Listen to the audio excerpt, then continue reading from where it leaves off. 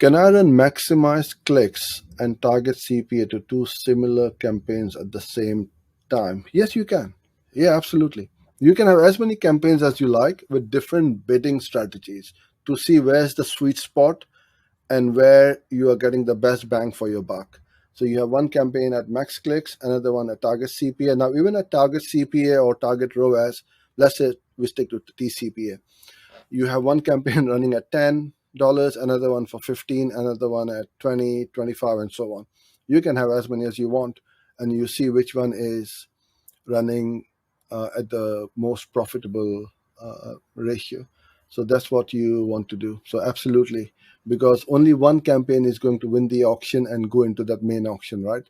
Not all of them at the same time. So that's what you will get, and you'll get more insight as to how the algorithm works, what should be the target CPA, how much you need to bid, and what's the average CPCs. Obviously, you don't set up the CPCs, but you will see what the average cost is in the campaign.